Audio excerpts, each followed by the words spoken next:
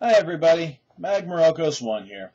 I decided to make a gaming video, or videos if I decide about it later.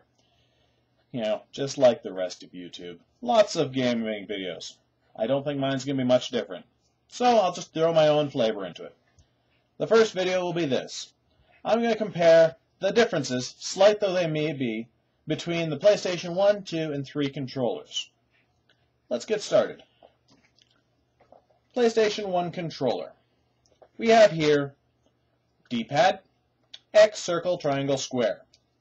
Start, select, it's what you come to believe in. You expect them on a PlayStation controller. But do you know what?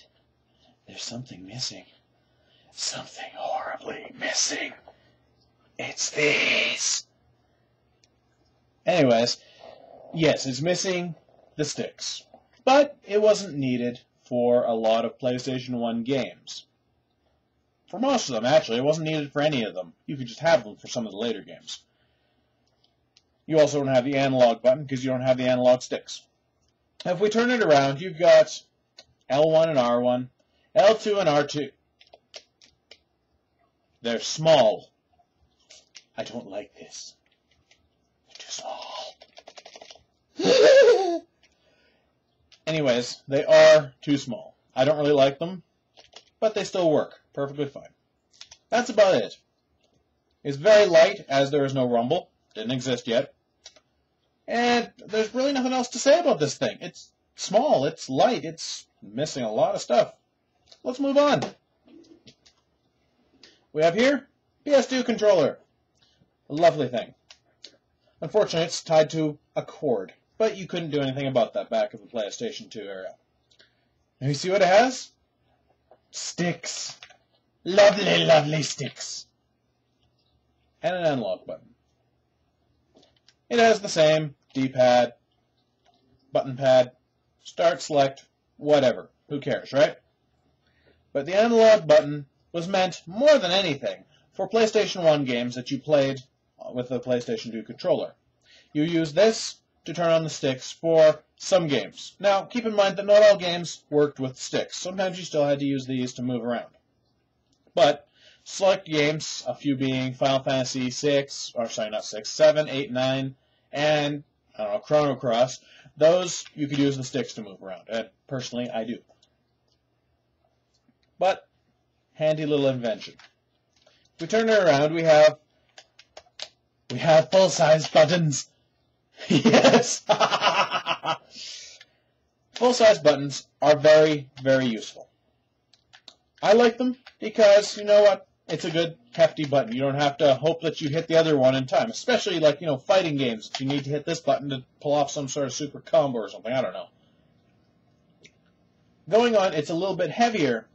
It is filled with a lovely thing known as DualShock. And anybody who's played it with a controller from the PlayStation 2 or 3 series, or from the Xbox, Xbox 360, so on, will know what Rumble is, will know what DualShock is, and will enjoy it. As it stands, it makes it a little bit heavier, but you know what? You can barely tell. You still throw the damn thing around. Moving on to the present, or future, whichever you believe in. PlayStation 3 controller. As you can see, not much has changed. Got your D-pad, got your button pad. You got start, select. You got the sticks. You got... Oh, wait. No, you don't have everything. This is where the analog button was. This is now the PlayStation button, as you can tell by the fancy little PlayStation picture on it. You can use this in place of it, because you don't need the analog button to turn on the sticks.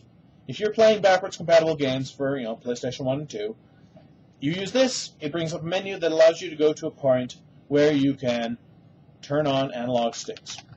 Handy. Moving around, you see we have L1, R1, whatever. We have triggers. Perfect triggers. The triggers are good because, honestly, there's a fair amount of shooters on PlayStation 3. So you want to use a trigger to fire your gun instead of a button. Makes sense. And it's comfortable. Moves beautifully. And, you know, if you try and hit buttons really fast, you go, ah, bam, like that. It still works. Wireless, you gotta love wireless. I mean, everything's wireless these days. People don't like wires. I'm one of them. You have this little port here, which you plug in to your PS3 to charge it. You can plug it into a computer, but you might be waiting a few years for it to fully charge. That's about all I have to say. Oh yes, this one also has rumble as well. Also motion controls. Motion controls are kind of badass, kind of cool, but they're a gimmick. They're not really something that should be focused on fully, in my opinion. Anyways, that's it. PlayStation 1, 2, and 3. My take on it is that Sony had a good idea to start with and just added on bits and pieces to make it that much better.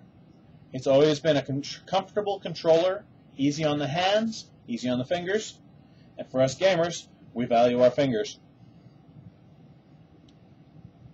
It's just a very good controller, and I don't have much else to say. So that's it for me. I'll probably make more videos. This is Magmarocos1, signing out.